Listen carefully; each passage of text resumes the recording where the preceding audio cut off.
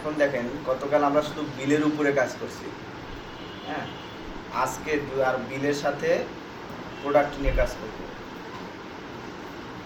এখানে দুইটা শর্ত নিয়ে কাজ করবো একসাথে, পাশাপাশি দুইটা শর্ত।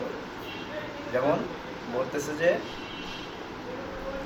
ইফ বিল 10,000 টাকার উপরে অথবা প্রোডাক্ট 5টা বা তার উপরে হলে আপনি 20% ডিসকাউন্ট পাবেন। মানে দুইটার যে কোনো একটা শর্ত পূরণ করলেই আপনি 20% পাবেন। 10,000 টাকার উপরে করছেন অথবা 5টা প্রোডাক্ট কিনছেন, সেই 5টা প্রোডাক্টের দাম 5 টাকা হলেও আপনি কি পাবেন? 20% বোনাস পাবেন। বুঝতে পারছেন কি বলছি? আপনি যদি 10,000 টাকার দুইটা প্রোডাক্ট কিনছেন, বিল আসছে 10,000 টাকা, তাহলেও বোনাস পাবেন। আবার আপনি 10,000 টাকা বিল হয়, আপনার বিল হয়েছে হলো 5 টাকা বা 10 টাকা, কিন্তু আপনি প্রোডাক্ট কিনছেন 5টা বা তার বেশি, তাহলে দুইটার যে কোনো একটা শর্ত পূরণ করলেই আপনি 20% বোনাস পাচ্ছেন। ওকে, জাস্ট এই কাজটাই আমরা এখন করব।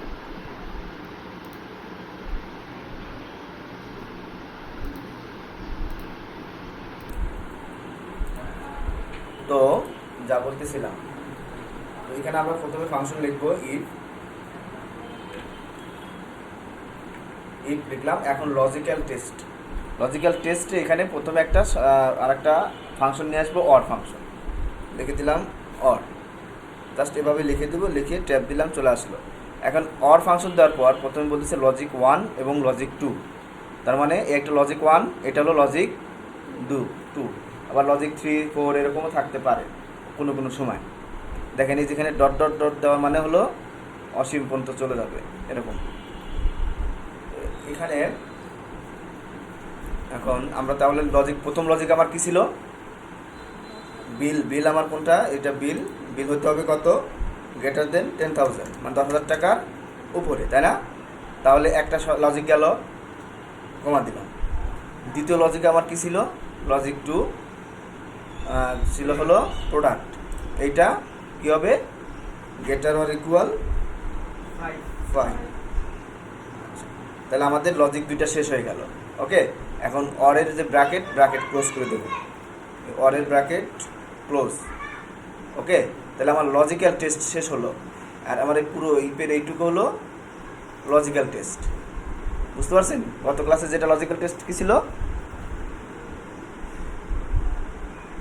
এখানে অর ফাংশন থেকে পুরোটাই ইপের লজিক্যাল টেস্ট। বুঝতে পারছেন বিষয়টা? ইপের লজিক্যাল টেস্ট। আর যখন আবার অর দেবো, অরের আলাদা সূত্র পড়তেছে, বাট অর সহ এখানে ইফের লজিক্যাল টেস্ট হয়ে গেছে। আচ্ছা, এখন আমাদের লজিক্যাল টেস্ট কমপ্লিট হয়ে গেছে। এখন কমা দিব। কমা দেওয়ার পরে ভ্যালু ইফ ট্রু ভ্যালু কী হবে? 20%। কি ভ্যালু কথা বলেন না কেন? আচ্ছা, তাহলে কার সাথে 20%? বিল, শুধু বিল, এখানে বিলের সাথে। নোট ডির সাথে আসবে না তো, কারণ আপনি 10টা প্রোডাক্ট কিনলে আপনার বিল কত আসতে পারে? এখানেই তো আসবে, তাই না? বিল তো এখানেই আসবে। সেটা 5 টাকা হলেও এখানেই আসবে। তাহলে আপনার টাকার উপর তো ডিসকাউন্ট আছে, তাই না? প্রোডাক্টের উপর তো ডিসকাউন্ট আসবে না, প্রোডাক্টের সংখ্যার উপর তো কোনো ডিসকাউন্ট হয় না। সো টাকার উপরে, যেহেতু আমার টাকা হলো বিল, এর জন্য এখানে বিল দেবো গুণন 10%। ওকে, ভ্যালু ইফ ট্রু আমার কমপ্লিট। কমা দিয়ে ভ্যালু ইফ 20%।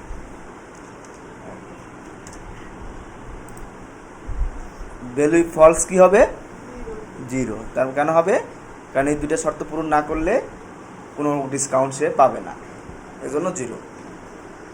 আমাদের এখন ব্র্যাকেট ক্লোজ করে দিলাম।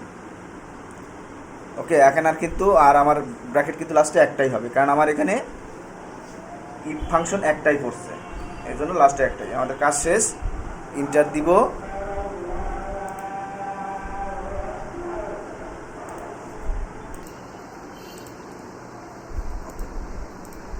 তো এখানে বুঝতে পারছেন কি বিষয়টা এখানে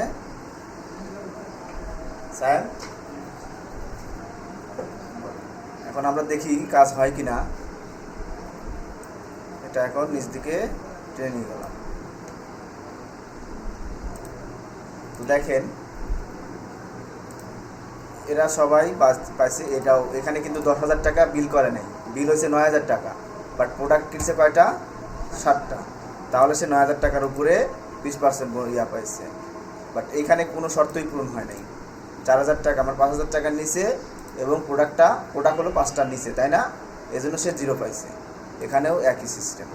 বাট এইখানে 4টা প্রোডাক্ট কিনছে কিন্তু সে বিল করছে হলো কত? 10,000 টাকার উপরে, এজন্য সে 20% ডিসকাউন্ট এখানে পাইছে। বোঝা গেল বিষয়টা? আচ্ছা, এখন এইটা নিয়ে আমরা আরেকটা রেজাল্ট শিট তৈরি করব। গতকাল আমরা সিঙ্গেল রেজাল্ট শিট তৈরি করছি একজনের, তাই না? আজকে আমরা একসাথে 4-5 জনের রেজাল্ট শিট তৈরি করব, দেখি কেমন কি করে।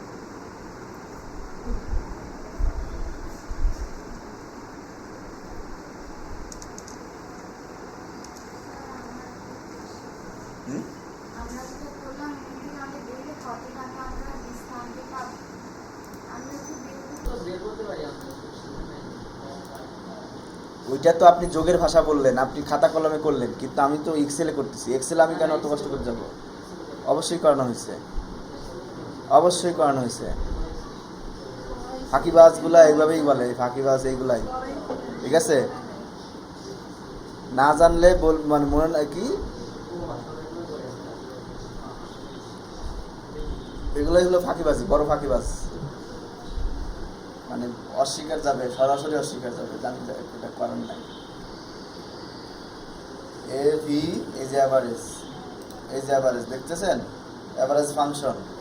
এরপরে এই যে সবগুলো সাবজেক্টের করে ব্র্যাকেট ক্লোজ করে ইন্টারভ্যাল লিখলাম। তাহলে বক্তিয়ার অ্যাভারেজে পাইছে হলো 54.66 মার্কস। ওকে, ওভারঅল, অর্থাৎ আপনার টোটাল সাবজেক্ট মানে আপনাদের রেজাল্ট বের করে কেমনি? আগে তো এরকম সব সাবজেক্ট যোগ করে গড় করে, গড় করার পরে যে রেজাল্টটা আসবে সেই রেজাল্টের উপরে আপনার আসছে। এখন অ্যাভারেজ 54 আসছে, তাহলে আপনি কত পাবেন? হ্যাঁ, তাহলে আপনার রেজাল্ট কি গ্রেড? C grade. কিন্তু আপনি কি এখানে সি পাবেন? আসলে না, এটা সি গ্রেড না, তো বি গ্রেড। 54 কি হয়? বি। এখন কি চেঞ্জ হয়েছে? এখন বি গ্রেড, 50-এর উপরে বি। আচ্ছা, রেজাল্টের গ্রেড যদি চেঞ্জ না হয় তাহলে 50-এর উপর বি। ওকে, তো এখন আপনি পাইছেন কত? বি গ্রেড পাইছেন। কিন্তু আপনি কি আসলে বি গ্রেড পাইছেন? হ্যাঁ, অ্যাভারেজও পান নাই তো আপনি। কেন পান নাই? কারণ আপনি একটা সাবজেক্ট ফেল, মানে পুরোটাই ফেল, তাই না? ওভারঅল ফেল না। এখন আমি যদি অ্যাভারেজ ধরে আপনাদের রেজাল্ট বের করতে যাই তাহলে কি এটা কি সঠিক হবে? এখন আমি যদি অ্যাভারেজ ধরে এটা করতে যাই, এটা 175 হলো কেন? ওই যেখানে 748 হয়ে গেছে। আচ্ছা, এখন আমাকে রেজাল্ট বের করতে হবে এটা ধরেই, কিন্তু এইখানে আমি ওই অর ফাংশনটা নিয়ে আসব।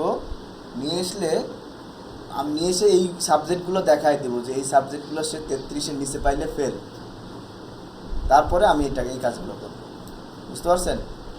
তো আমরা বেশি ফাংশনে যাব না, আমরা 2টা বা 3টা লিখি। বেশি 7টা লিখতে গেলে অনেক সময় লাগে। তো এখন এখানে বাইর করার নিয়ম হলো সমান সমান দিয়ে ইফ লিখবে। ইফ লিখে অর দিতে হবে। এখন অর দিলাম, দিয়ে এখন কি বলবো? এই সাবজেক্ট যদি 33-এর নিচে হয় তাহলে কি হবে? ফেল। অথবা তাই কি না হলে এই শর্ত পূরণ করলে সে, এইখানে যদি শর্ত যেটা দিচ্ছে এটা পূরণ করলে সে কি হবে? সে সেই রেজাল্টটা, কাঙ্ক্ষিত রেজাল্টটা পাবে আর কি। যাই হোক, তো আমার ফাংশন দিলাম, দেওয়ার পরে আমাকে এইটা দেখাতে হবে। C6 লেস দেন কত? 33। ওকে, কমা দিয়ে D6 লেস দেন 33, কমা দিয়ে E6 লেস দেন 33, কমা দিয়ে F6 লেস দেন, কমা দিয়ে 33 কমা লেস দেন 33, ওকে। তারপরে কমা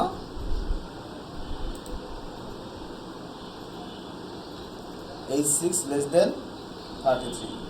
কি করলাম বুঝতে পারছেন? হ্যাঁ, বোঝেন নাই না?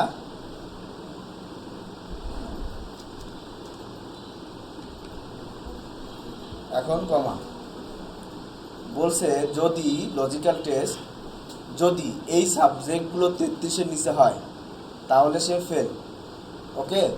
আমি কিন্তু হয় তাহলে ফেল, কি হবে এখানে কমা দিয়ে এফ লিখে দিব। আমি প্রথমে এখানে ফেলের কাজটা করে ফেললাম। এখন আমি ওই যে 80-র উপরে পাইলে প্লাস এটা করে দেবো, এই কাজটা আমার শেষ। কমা দিয়ে এখন ইফ লিখবো, ইফ লিখে কত, এখন আমাকে এইটা ধরতে হবে, এই যে এই সাবজেক্ট এইখানে যদি এখন কি হবে গ্রেটার অর ইকুয়াল 80 হলে, হ্যাঁ আচ্ছা দাঁড়া, এখন জুম করতে গেলে তো ঝামেলা, আগে বলবেন তো, কারণ এডিট মোড থাকলে এই জুম করা যায় না। এখন এই অবস্থায় জুম করতে গেলে ঝামেলা হয়ে যাবে, কষ্ট করে দেখে না, আমি তো বলতেছি মুখোমুখি। তো এখন কোনটা অ্যাভারেজ মার্কের উপর থেকে আমি এখন কি করব, পাস ফেলবে মানে সে কত পাইবে সেটাই করব। তো অ্যাভারেজ মার্ক যদি সে 80-র উপরে পায় তাহলে এ plus,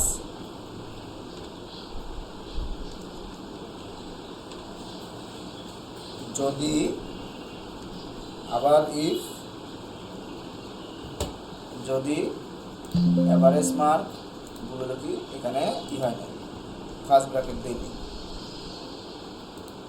average mark if average mark greater or equal 70 হলে কত,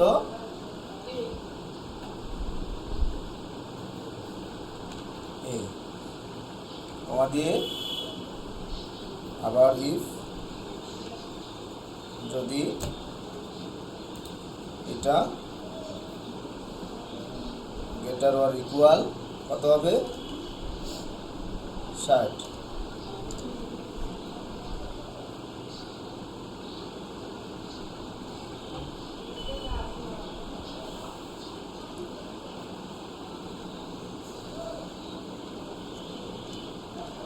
এ minus greater or equal if যদি অ্যাভারেজ মার্ক কত হবে, এবার কত হবে, হ্যাঁ 50 যদি হয় তাহলে কি বি গ্রেড, ওকে। এই পর্যন্তই দেই, বাকিটা আমরা কি করব, ফেল, মানে আমাদের কাজ শেষ। এখন আমরা ব্র্যাকেট ক্লোজ করব, আমি আর ওই সিডি তে গেলাম না, এরপরে ফেল হবে। তাহলে এখানে আমরা একটু বেশি করে দেব, এখানে 33 না দিয়ে এখানে দিব হলো একটু বেশি করে, আমরা 50-এর নিচে দেব এখানে, হ্যাঁ 50-এর নিচে পাইলেই কি হবে, ফেল করবে সে। তাহলে এখানে 50 দিব, 33-এর জায়গায় 50 দিচ্ছি, সেম বিষয়টা সেম।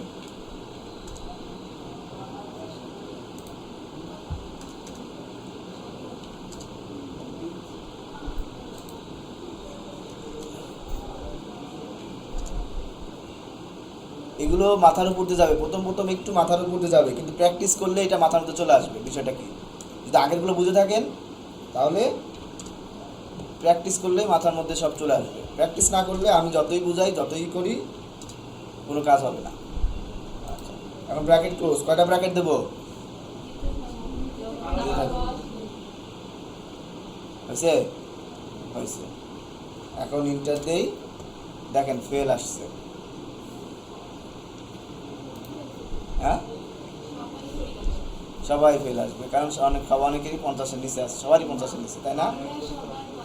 সবারই 45 আসছে, 50-এর নিচে সবাই ফেল আসছে। তো দেখি কাউকে বাড়ায় দেই কি হয়।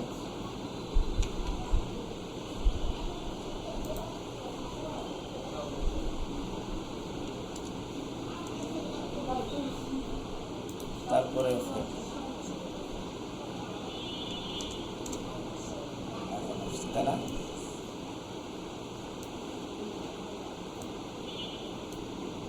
এখানে কি করতেছি, এটা কি করলাম বুঝতেছেন তো? এটা এখন সবাই এ মাইনাস, তাই না? দেখি সবার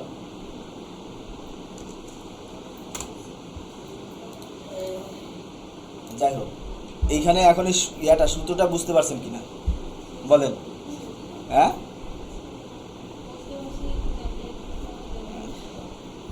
এইখানে যে ওয়ার ফাংশন ওইখানে কি বলছে, ওয়ার ফাংশন এখানে কি বলছে, এই শর্ত অথবা এই শর্ত পূরণ করলেই সে 20% বোনাস পাচ্ছে, তাই না? বাট এখানে যা একটু উল্টা লাগতেছে, সে পাচ্ছে, তাই না? আচ্ছা, বাট এইখানে আমি কি বলে দিছিলাম যে 50-এর নিচে পাইলেই ফেল।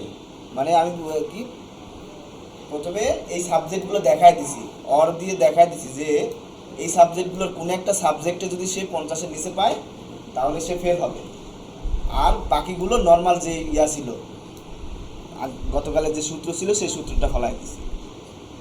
এটা একসাথে বের করার জন্য, একসাথে অনেকজনের রেজাল্ট, সিঙ্গেল রেজাল্ট বের করতে গেলে আপনার ওয়ার দরকার নেই, আপনি শুধু ওই নর্মাল ইয়াটা লিখলেই হয়ে যাবে। বাট আপনি যখন একসাথে অনেকের করতে যাবেন তখন আপনি ইয়া করতে পারবেন না, তখন এই অ্যাভারেজ মান বের করতে হবে, বের করে তারপরে ইয়ে করতে হবে। আচ্ছা, এখন বলেন তো যে এই এ মাইনাস মানে কি? একটা কি জানি ইয়া এ গ্রেড বা বি গ্রেড লিখবো, বা জিপিএ 5, জিপিএ 4, আমি এখানে জিপিএ 5 লিখতে চাই, এখানে এ মাইনাস আসছে না, এ মাইনাসের ইয়ে কি কত, জিপিএ 4 না জিপিএ 3, তাহলে আমি এখানে জিপিএ 3 লিখবো, 3.00 আসবে, 3.00 আসবে। তাহলে কি করতে হবে বলেন তো? এখানে এ মাইনাসের জায়গায় আসবে 0.33, তাহলে কি করতে হবে কে বলতে পারবে?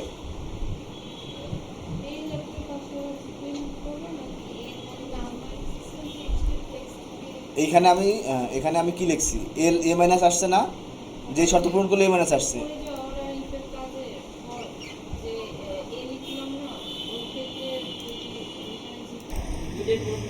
দুইটাই পূরণ করতে হবে। তাহলে এটা আমি আর করে দেবো না, এটা আপনারা করে নিয়ে আসবেন, এটা আপনাদের বাড়ির কাজ, ঠিক আছে? যদি ওয়ার্ড বুঝে থাকেন তাহলে এটাও বুঝে থাকবেন, যে কোনো একটা, দুইটাই,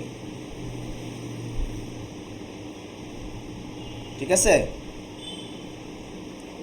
দেখি করে নিয়ে আসেন, তারপর না পারলে আমি দেখাই দেবো।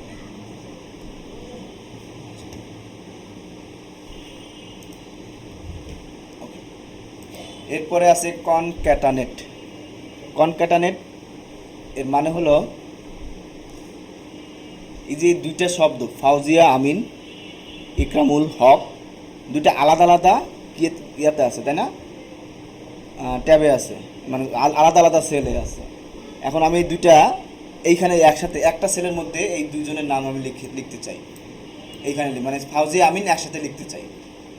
তো আমরা যখন নাম লিখি প্রথম শব্দটা, মানে দুইটা শব্দ লিখতে গেলে মাঝখানে স্পেস থাকে না, সব সহই থাকবে। এখন আমি যদি যেটা কপি করে নিয়ে আসি, এখান থেকে কপি করে নিয়ে আসতে পারি, একটু প্রথমে এটা কপি করলাম, আবার এটা কপি করে এখানে পেস্ট করলাম, তাহলে কী হবে, একটা চলে যাবে আর একটা আসবে, তাই না? বা আপনারা এভাবে করতে পারেন, মনে করেন প্রথমে এটা কপি করলাম, এখানে বসাই দিলাম, আবার এটা কপি করলাম, আবার এখানে ডাবল ক্লিক করে এই যে কার্সার যখন আসবে তখন এই যে স্পেস দিয়ে ফাউজিয়া আমিন লিখলাম, এভাবে আপনি লিখতে পারেন। তাহলে কী হবে, এভাবে লিখতে গেলে আপনার অনেক সময় নষ্ট হবে।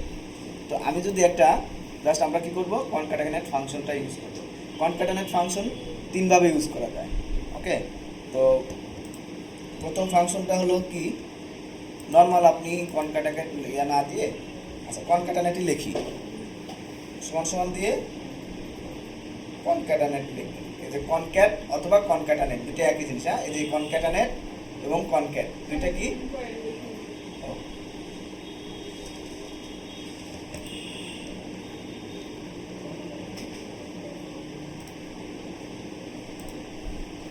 সমান সমান দিয়ে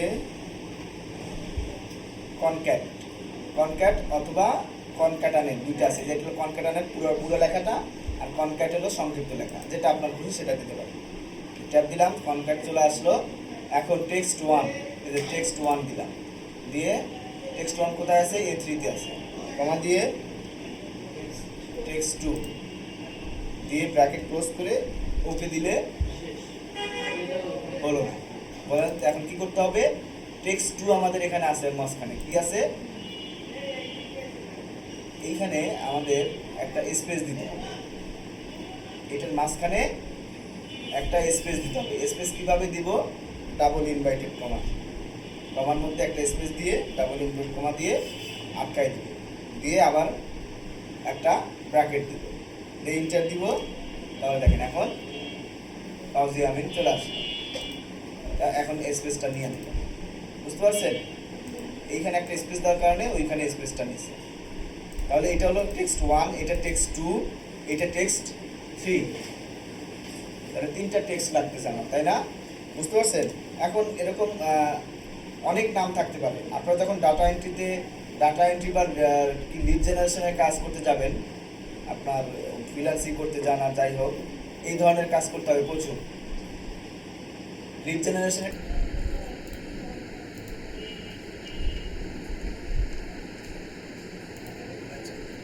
তো যখন কনক্যাটানেট দিয়ে শেষ করব, কনক্যাটানেট ফাংশন শেষ করলে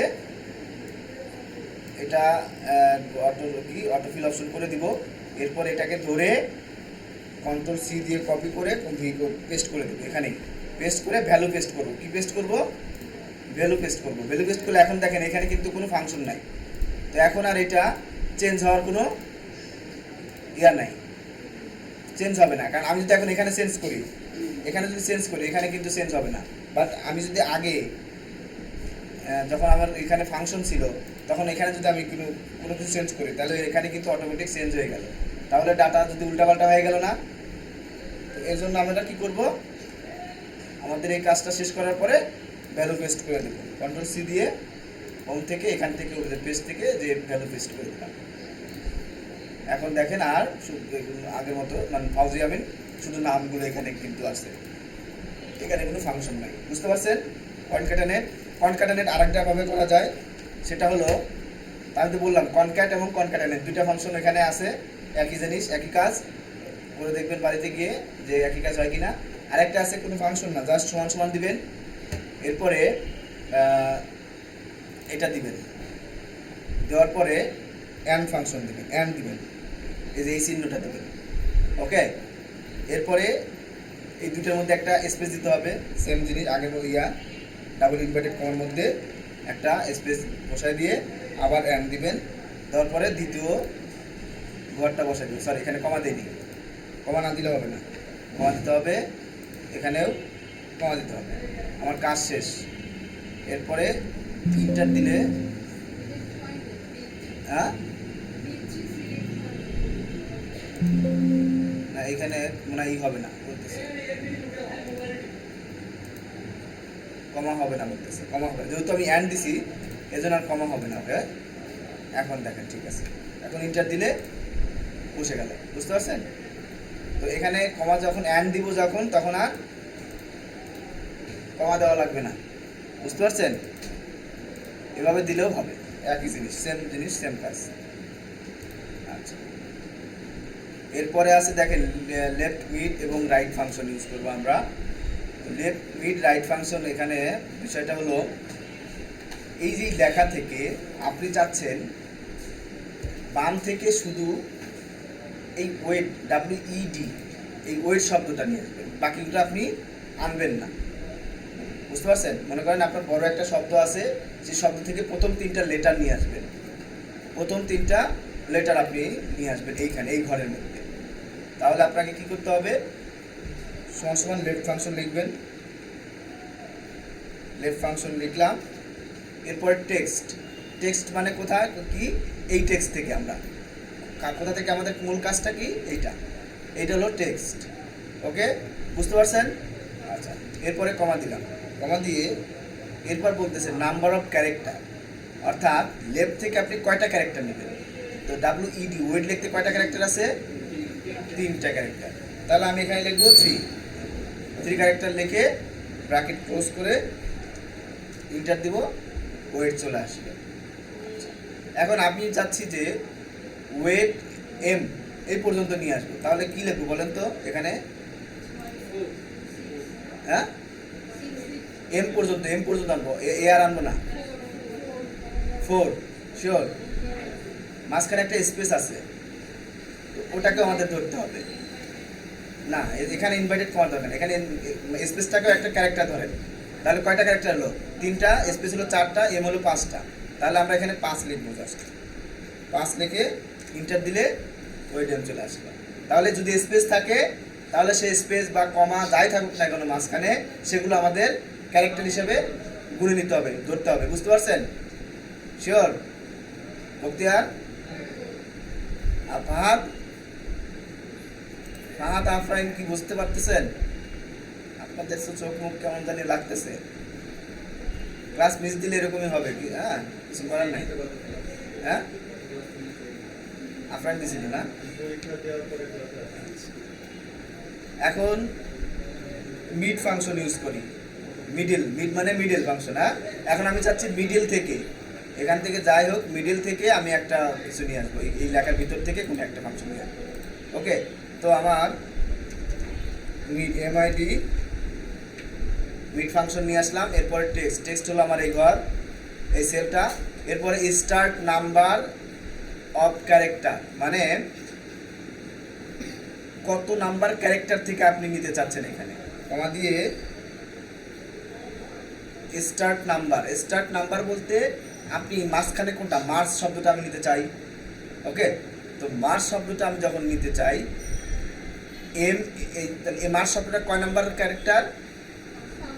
তাহলে এখানে আমাকে 5 নাম্বার দিতে হবে। 5 নাম্বার দিলাম, দিয়ে কাজ শেষ। এরপরে 5 নাম্বার ক্যারেক্টার থেকে কয়টা ক্যারেক্টার নিব আমি? এম এ আর 3টা। তাহলে এখানে কমা দিয়ে এখন 3 লিখব, লিখে ব্র্যাকেট ক্লোজ করে এন্টার দিলাম। দেখেন মার্চ চলে আসলো। বুঝতে পারছেন সবাই? শিওর?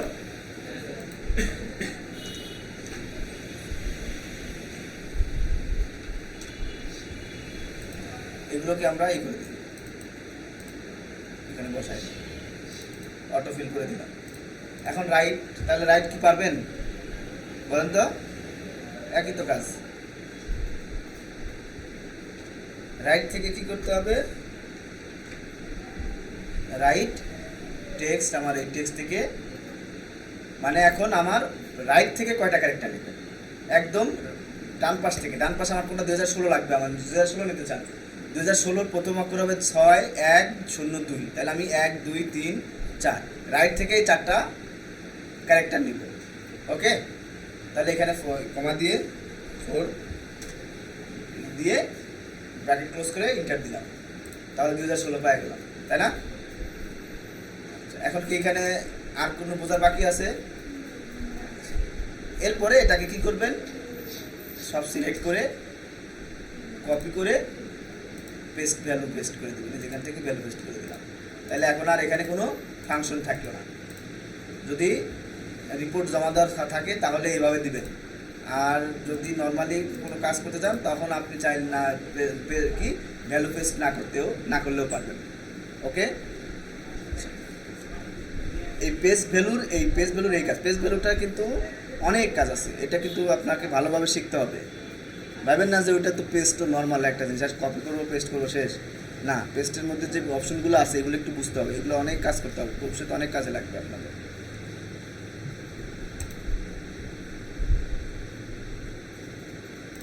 এরপরে টেক্সট টু কলাম।